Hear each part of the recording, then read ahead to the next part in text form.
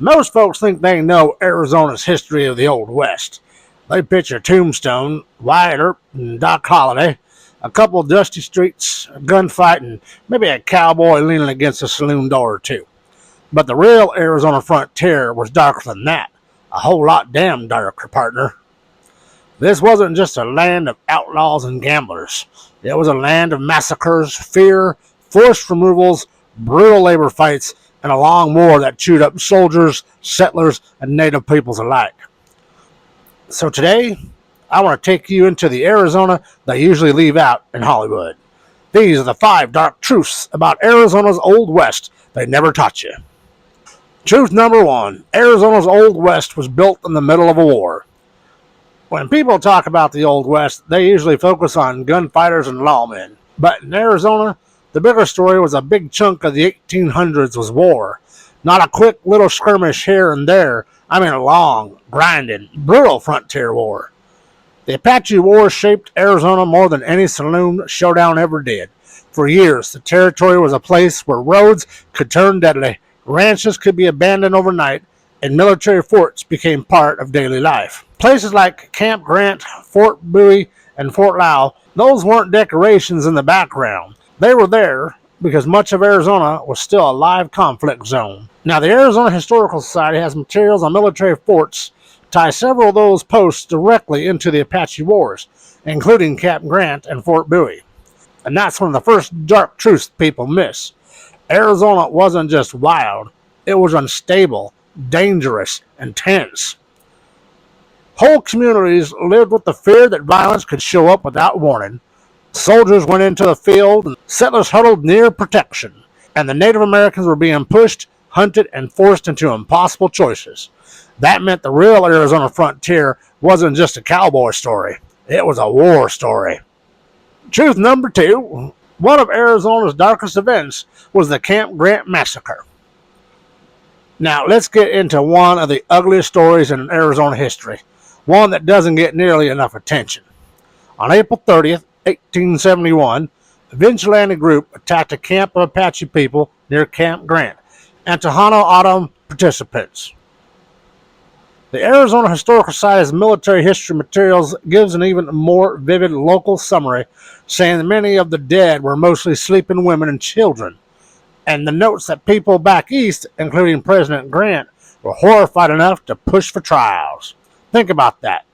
This wasn't some dramatic fair fight between armed enemies in the open desert. This was attack on a venerable camp, and it became one of the darkest stains of Arizona's frontier past. And here's what makes it even more disturbing. A lot of people in Arizona at the time believed it was justified. That tells you just how poisoned and brutal the atmosphere had become here. That is the Old West people don't like to talk about. Not just shootouts, not just revenge stories, but fear so deep that people convinced themselves that slaughtering non-combatants was an acceptable way of practice. If you want to understand the moral darkness of frontier Arizona, Camp Grant is one of the clearest windows into it. Truth number 3. Arizona's boomtowns were often more ruthless than romantic. Now, when most people think of Arizona boomtowns, they go straight there to Tombstone. And yes, Tombstone deserves a place in history, but the truth is, Arizona's frontier towns were more often ruthless than it was romantic. Behind all the legends and nicknames, there was money, mining money, land money, railroad money, control. These towns didn't just grow because adventurous men wanted excitement. They grew because someone wanted silver, copper, labor, power. The Arizona Historical Society repeatedly highlights how mining shaped Arizona's economy, settlement patterns, and political power. And whenever fast money shows up, so does trouble. Vice followed the mines, and so did corruption, and so did exploitation. A town could look civilized on one block and be as ugly as sin on the next. That's another truth folks miss out about Arizona's Old West. A lot of its violence was tied to business.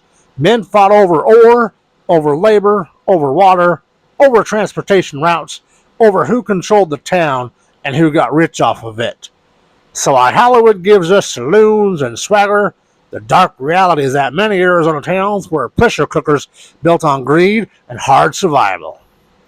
Sometimes the danger didn't come from the outlaw outside town. Sometimes it came from the respectable men running it. Truth number 4. In Arizona, the frontier mentality didn't end when the cowboys faded away. Here's one that surprises a lot of people. Even after the classic cowboy era had started fading away, Arizona still handled conflict with a frontier mindset. The best example is the Bisbee Deportation. Now, this happened in 1917, which is a little later than the classic Old West period, but I'm including it because it shows just how long that Arizona frontier mentality hung on. On July 12, 1917, around 1,200 striking miners and their supporters were forcibly rounded up and deported from Bisbee to New Mexico. These weren't enemy soldiers from some foreign army. These were workers, men in an Arizona mining town, and yet they were marched, loaded into cattle cars, and dumped out in the desert. That's not some neat, polished, modern labor dispute. That sounds like a frontier town still settling problems with force. So while the old gunfighters were gone, the deeper spirit of the Old West, power, intimidation, rough justice, and men taking law into their own hands, it was still alive and kicking in Arizona. The dark truth a lot of people never connect to Arizona's past. The Wild West didn't just vanish. In some ways, it just changed clothes. Truth number 5. The real Arizona frontier was driven by fear as much as freedom. Now, this might be the biggest hidden truth of them all. The Arizona frontier wasn't only about freedom. It was about fear. You see, fear of raids and fear of retaliations and fear of losing your job, fear of losing your land, fear of other ethnic groups, fear of them native resistance, fear of soldiers, fear of vigilantes, fear of going broke, fear of not making it through another year. That fear shaped decisions all over territorial Arizona. It shaped how towns were built. It shaped where forts were placed. It shaped how communities treated one another. And sometimes it pushed people towards some very ugly choices. The Camp Grant Massacre didn't happen in a calm, rational society. The Bisbee Deportation didn't happen in a state where everyone trusted law and due process. These things happened in Arizona because of fear, power, and survival were tangled together in ways that made the frontier a much darker place than the tourist version you usually get. And that's really the point of this whole video. The darkest truth about Arizona's Old West is that it wasn't just dangerous because of outlaws. It was dangerous because most everybody was living under pressure. And when human beings are living under enough pressure, history can get real ugly real fast. So next time that somebody paints Arizona's Old West as nothing but a bunch of brave sheriffs and dusty duels and cowboy adventures, remember this. The real story was heavier. It was forts on the horizon, massacres along the creeks, mining towns built on money and muscle, workers shoved into cattle cars, and a whole territory shaped by war, fear, and survival. That doesn't make Arizona's history less interesting. If anything, it makes it more real. Now, if you've enjoyed this one, subscribe to the Old West Traveler, because I've got plenty more true stories of the American frontier that Hollywood either softened up or just completely left out. And down in the comments, tell me this. What's the darkest Old West truth about Arizona you've ever heard? I'd like to hear it. Well, this will wrap up this video. Hope you've enjoyed it. Make sure to hit that like button if you did. Share this video with your friends and family. And I'll see you down the trail, partner, for another episode of the Old West Traveler.